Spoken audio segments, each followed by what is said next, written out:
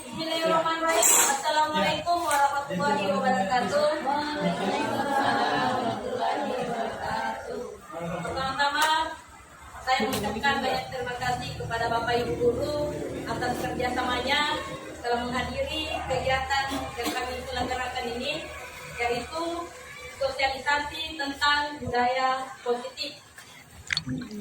Ini merupakan salah satu program kerja kami dari calon guru penggerak untuk kedepannya yang akan diterapkan di sekolah kami ini di UPT SMP Negeri 2 Pertama perkenalkan saya, nama saya Usniat, calon guru penggerak angkatan 6 dari Kabupaten Tinggal. Baik, untuk menghargai waktu, saya akan langsung kepada materi. Yang pertama itu disiplin positif. Disiplin positif merupakan perwujudan dari nilai-nilai dan keyakinan universal yang diterapkan di sekolah kita. Nilai positif inilah nanti yang kedepannya diharapkan kepada Bapak Ibu Guru untuk menerapkan ke anak didiknya, supaya kelak nanti anak didik kita bisa menjadi manusia yang cerdas dan manusia yang unggul. Ada beberapa pertanyaan pemantik. Yang pertama, apakah Bapak Ibu setuju dengan pernyataan di bawah ini? Apakah hukuman dapat mendisiplinkan anak? Menurut Bapak Ibu, apakah menghukum itu dapat mendisiplinkan anak? Tidak. Yang kedua, apakah dengan pemberian hukuman dengan hal positif seperti membaca atau membersihkan halaman sekolah dapat meningkatkan disiplin anak? Ya ada yang tidak. Kita lihat nanti ke depannya. Dan yang ketiga, memberi penghargaan dapat meningkatkan motivasi belajar anak. Apakah dengan memberikan penghargaan dapat memberi motivasi kepada anak? Bisa dengan ya, saat. Hukuman, apa sebenarnya hukuman itu? Hukuman bersifat tidak terencana atau tiba-tiba. Anak-anak atau murid kita tidak akan tahu apa yang terjadi dan tidak dilibatkan. Jadi artinya kalau hukuman itu dia hanya terlarang, hanya dari pihak gurunya saja dan tidak dari murid.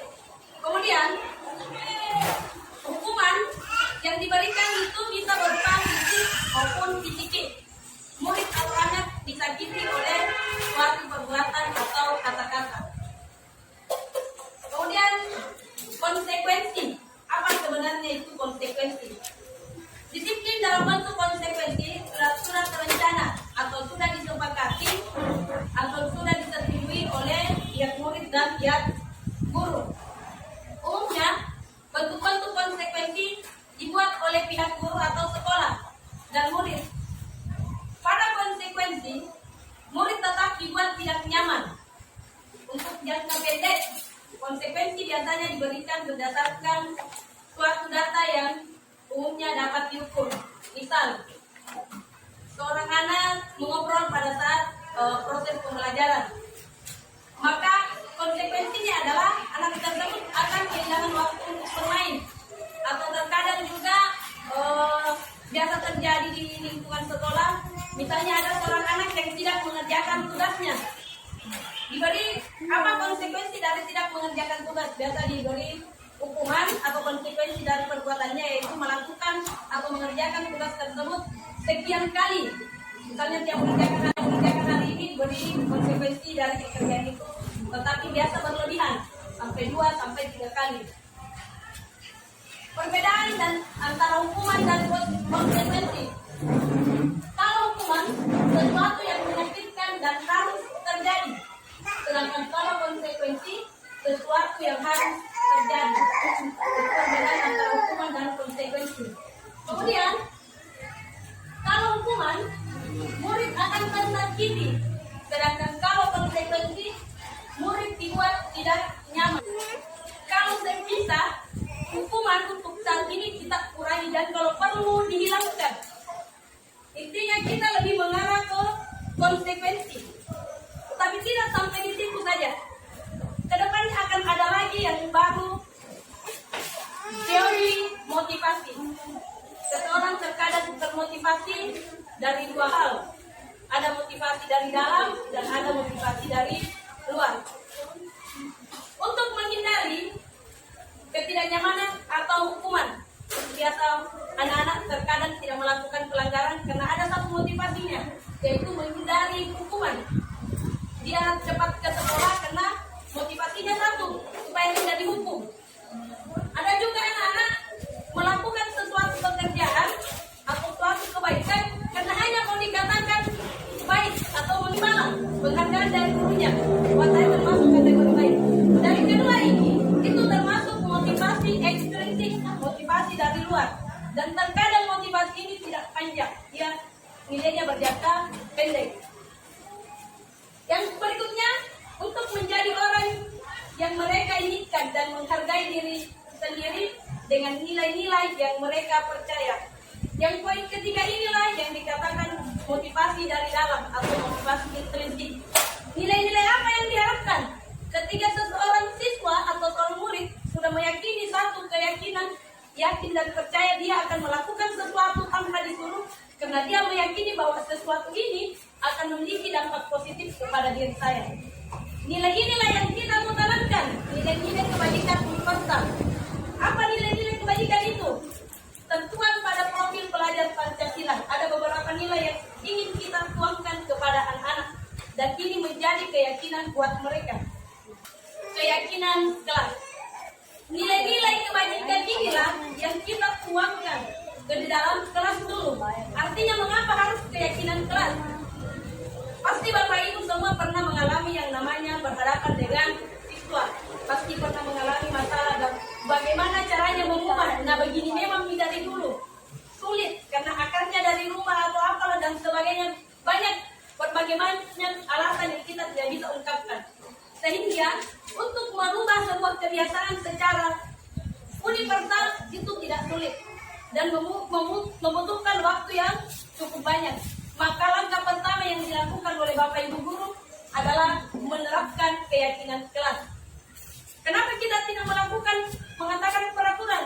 Ketika peraturan itu akan memberi sebuah beban kepada anak-anak. Tetapi ketika kita mengatakan keyakinan, akan berdampak di dalam diri anak tersebut bahwa ini adalah sesuatu prinsip hidup saya, ini adalah keyakinan saya. Karena yakin dan percaya, seseorang akan melakukan sesuatu kalau dia yakin.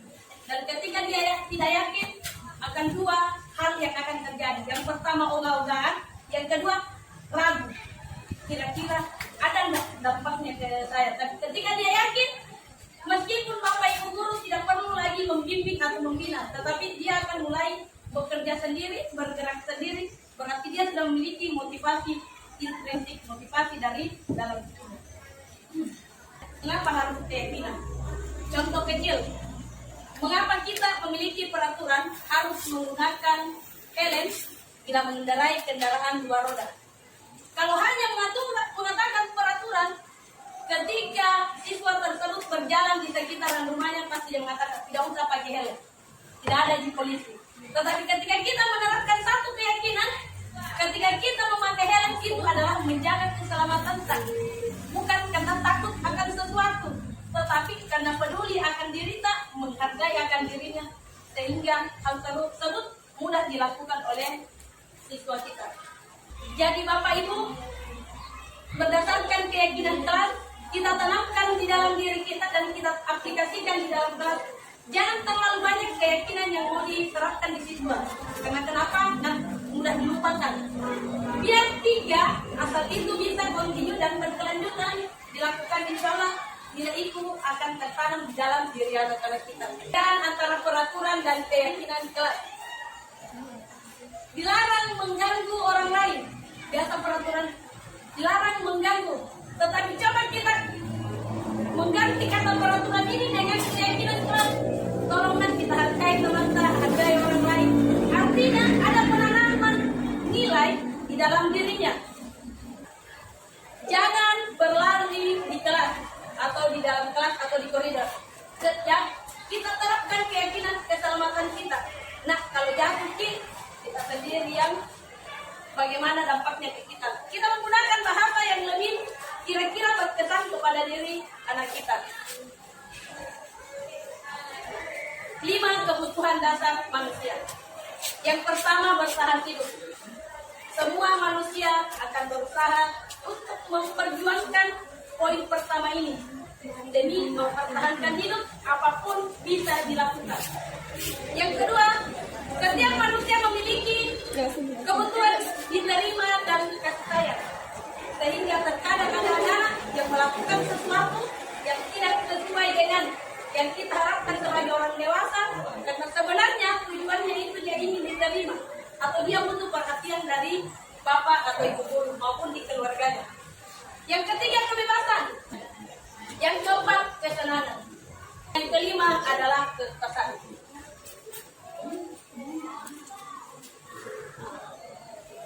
Ketika hukuman, konsekuensi baru berjalan dengan baik, ada satu cara yang lebih bagus digunakan, yaitu restitusi. Apa itu restitusi? Restitusi adalah proses menciptakan kondisi bagi murid untuk memperbaiki kesalahan mereka, sehingga mereka bisa kembali pada kelompok mereka dengan karakter yang lebih kuat. Restitusi juga merupakan proses kolaboratif yang mengajarkan murid untuk mencari solusi atas persoalan yang mereka hadapi. Artinya, dengan menggunakan metode restitusi ini, seorang pendidik seharusnya menggunakan restitusi dalam menghadapi murid, supaya murid tersebut lebih dapat mengenali dirinya, lebih bisa mengetahui dampak dari apa yang dia lakukan, dan bisa mencari solusi dari persoalan yang mereka hadapi. Ternyata selama ini hukuman itu merupakan identitas gagal, dan di sini identitas sukses itu adalah konsekuensi dan restitusi. Kalau hukuman dia bersifat negatif karena menyakiti, apakah dalam bentuk fisik atau psikis. Sedangkan konsekuensi dia bersifat netral. Sedangkan kalau restitusi dia bersifat positif. Segitiga restitusi. Yang pertama, menstabilkan identitas. Menstabilkan identitas maksudnya di sini, ketika ada seorang anak melakukan sebuah kesalahan, kita stabilkan dulu suasananya, identitasnya, dengan biasa perkataan, nah, bolos itu bukan kita saja. Ada beberapa teman saya yang melakukan ada yang pernah melakukan hal tersebut. Dengan seperti itu, dengan menstabilkan identitas, terkadang anak-anak lebih cepat menjawab pertanyaan atau menjawab pertanyaan dari bapak ibu guru dengan jujur. Yang kedua, validasi kebutuhan. Kita lihat dulu kebutuhan apa sebenarnya yang mau dibutuhkan anak tersebut. Dengan menanyakan, kamu tentu punya alasan mengapa melakukan ini. Jangan menjawab, begitu yang kamu tahu. Tetapi coba kita melakukan validasi kebutuhan. Sebenarnya siswa tersebut membutuhkan apa. Dan yang terakhir adalah menanyakan keyakinan. Kamu ingin menjadi seperti apa? Menurut Ki Hajar Dewantara, merdeka itu artinya tidak hanya terlepas dari perintah, akan tetapi cukup cakap buat memerintah diri sendiri. Baik Bapak Ibu, terkait tentang budaya positif, saya pribadi sebagai calon guru penggerak akan melakukan aksi nyata di sekolah di PT SMP Godongpadua, dan hal tersebut sudah saya sampaikan kepada Bapak Kepala Sekolah dan sudah direalisasikan dengan baik. Jadi saya meminta bantuan Bapak Ibu guru, marilah kita berkolaborasi untuk mewujudkan aksi nyata ini, dan aksi nyata ini bukan untuk saya pribadi tapi untuk kita semua. Adapun aksi nyata yang akan saya buat beserta dengan Bapak Ibu guru, yaitu budaya positif gelis. Apa itu gelis? Gerakan literasi siswa. Latar belakang saya mengangkat ini budaya positif gelis, yaitu melihat kondisi di sekolah kita, minat baca siswa sangat rendah, yang mengakibatkan kurangnya kosakata yang dimiliki. Maka dari itu, minat siswa dalam membaca perlu ditingkatkan melalui pembiasaan budaya positif gelis, gerakan literasi siswa. Tujuannya membangun budaya positif di kelas, menumbuhkan rasa cinta dan minat membaca siswa, melatih kedisiplinan dan tanggung jawab siswa untuk senantiasa melakukan budaya positif, yaitu kebiasaan membaca, agar siswa dan guru serta warga sekolah sadar bahwa budaya positif literasi di sekolah merupakan hal yang paling penting dilakukan untuk meningkatkan kompetensi.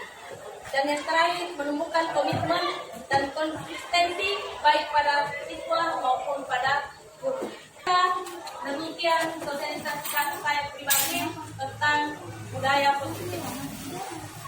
Pesan saya untuk Bapak Ibu guru, marilah kita melakukan kebiasaan budaya positif di kelas, terutamanya penerapan nilai-nilai kebajikan universal yang ada pada kita, sampaikan kepada murid bagaimana mereka bisa menjalankannya.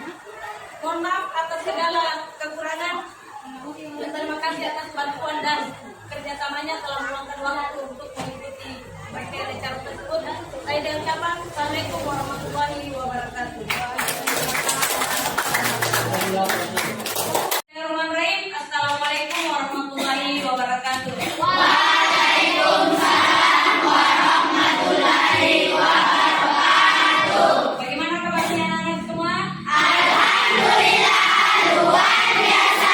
Tetap semangat, terus belajar. Baik, alhamdulillah kalau semua kabarnya baik dan tetap semangat untuk belajar. Baik, hari ini sebelum kita memulai pembelajaran, kita akan membuat satu keyakinan kelas. Ada tahu apa itu keyakinan kelas? Kepercayaan. Misalnya Anda yakin bahwa saya bisa, berarti Anda juga percaya bahwa saya bisa. Sekarang keyakinan kelas yang kita membuat di sini adalah apa-apa yang kita meyakini bahwa setiap masuk di ruangan matematika, Anda memiliki keyakinan bahwa saya tidak mau seperti ini. Ini tujuannya adalah untuk menghargai diri dan orang lain. Keyakinan itu sama artinya hampir sama dengan peraturan. Tapi kalau peraturan pasti kita biasa tidak nyaman. Ada aturannya ini begini, ada aturannya di kelas ini begini. Jadi kita tidak menggunakan kata peraturan, tetapi kita menggunakan kata yaitu keyakinan. Apa sebenarnya tujuan keyakinan kelas? Karena tujuannya keyakinan kelas itu adalah untuk menjadi motivasi di dalam diri kita. Karena motivasi itu terbagi atas 3. Biasa ada orang termotivasi karena mau diberi imbalan. Misal, Reski termotivasi pemungut sampah, rajin pungut sampah, rajin masuk kelas. Apa motivasinya Reski rajin masuk kelas? Supaya dipuji-puji kan. Itu yang dikatakan motivasi karena imbalan. Yang kedua, ada juga orang nanti, saya mau cepat ke sekolah. Kenapa? Ibu niat tiket ini hari, kalau terlambat kita hukum. Berarti Anda mau cepat ke sekolah bukan karena Anda sadar. Itu motivasi. Yang kedua motivasi ini jangan diambil. Karena kenapa? Kedua motivasi ini tidak bagus. Dan kenapa tidak bagusnya? Karena motivasi ini jangka pendek. Besok ibu Andi, Pak Andi, tambah saja tidak ada hukum Ibu Andi. Berarti Anda rajin hanya sesaat, 1 hari dirajin. Pada saat Anda takut untuk dihukum. Dan motivasi yang ketiga inilah yang harus Anda gunakan. Motivasi apa itu? Motivasi intrinsik. Apa yang dikatakan motivasi intrinsik? Motivasi dari dalam diri kita. Bukan rajin pergi sekolah deh. Kalau rajin pergi sekolah, ini akan berdampak nanti ke depan. Dia coba guruku, masuk guru saya cepat datang, masa saya tidak. Saya mau terus belajar deh. Karena belajar itu adalah kunci kesuksesan. Dengan belajar kita bisa mengetahui segala sesuatu. Kalau tidak ada dari diri kita, terus siapa lagi yang mau melakukan perbuatan yang baik kalau bukan dari diri? Melalui inilah keyakinan kelas, apa-apa yang kita yakini, silahkan nanti ditulis. Ibu nanti bagikan sticky note, ditulis satu orang menuliskan satu keyakinan yang Anda mau terapkan. Kalau Anda setuju, saya setuju, murid dan guru setuju, dan Anda merasa nyaman dengan itu, kenapa tidak? Ibu, saya punya satu keyakinan. Bagaimana kalau nanti kalau panas saya mau di luar belajar? Boleh, yang penting ada dampak positifnya ke kita.